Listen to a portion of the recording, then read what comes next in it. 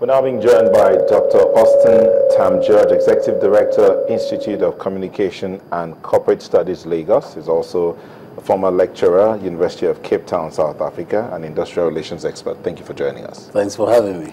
What's happening in Rivers State? Well, what's happening in Rivers State is one of the most unfortunate legacies of the Rotimi Amechi administration. You know, in Yeta, we are very familiar with impunity in Nigeria.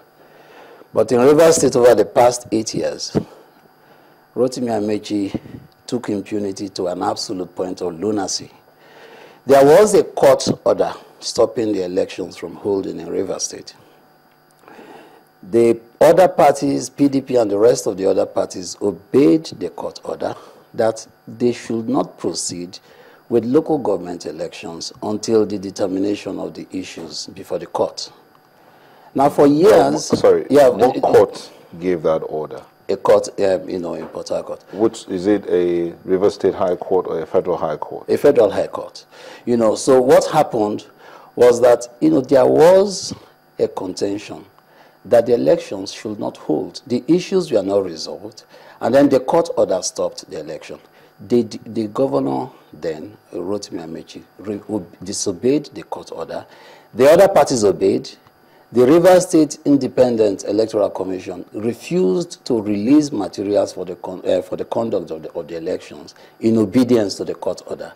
The governor defied all of these and proceeded with the elections. When you say the other parties obeyed, the news out there has it that it's only the PDP that did not participate in the election. Yes, the PDP is a party.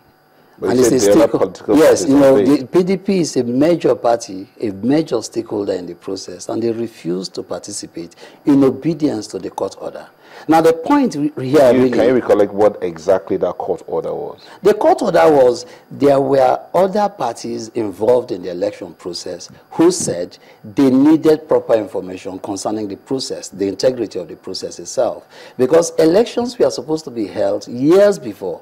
The governor did not hold any of those elections until the very last week of his tenure in office. He rushed through the process in defiance of an order stopping the elections.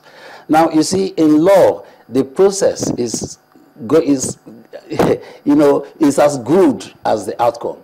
If you do not obey a court order and you get to conduct elections, in the final analysis, the outcome of the elections will be nullified. And that is what has happened.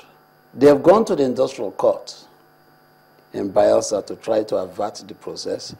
But you can't go to the industrial court when you are not, legally speaking, an employee.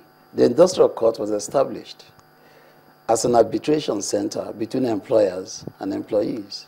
But the very legality of their presence in the councils have been vacated by the court in Rivers State. So this is the kind of odious legacy we are dealing with in Rivers State. Okay, so what we're saying is that because of that background, I mean, because the local government chairmen were elected, you say in contravention to of a sitting of a court order. However, RISIEC, that's the Rivers State Independent Electoral Commission, went ahead to conduct the elections. Chairmen were said to have emerged, and right now it would seem that they've obtained, is it the PDP now has obtained a judgment dissolving, or did the state government just unilaterally dissolve the local government council? Was that what happened? No, actually what happened was the court, the federal court in Port Harcourt, nullified the election of the council chairman. Mm-hmm. Because the elections were held in violation of an earlier order. Now, some people say that going to the Federal High Court was wrong in the very first instance, in the sense that he had no jurisdiction to hear that, to entertain that suit. Yeah, but if you contend that they do not have jurisdictions, you don't act against the order. What you do is to challenge the jurisdiction. So you could have a jurisdictional debate in court, but not to violate an order. You see, because if you do that, you will have the kind of chaos that we are seeing now. What I expected the governor to do, frankly, was to organize the elections in the first place as at when they were due. These elections were never held. For years, they were never held.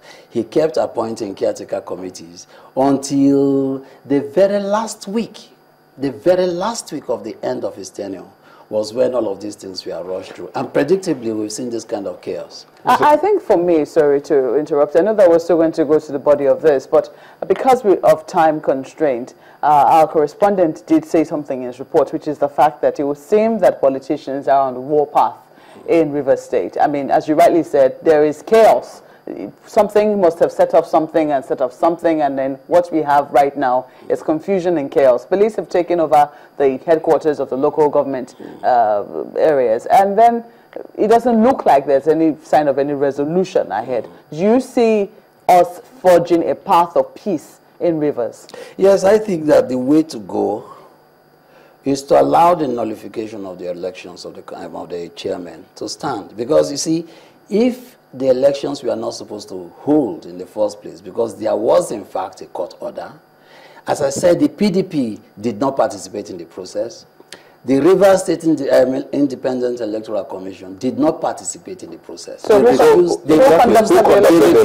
what I mean is they refused to release materials for the elections. So how were the elections conducted without materials? The elections themselves were fraudulent. That is the point. Now, the most important point is eventually they went to the court for determination of the issues. Last week, the court actually gave an order nullifying the election.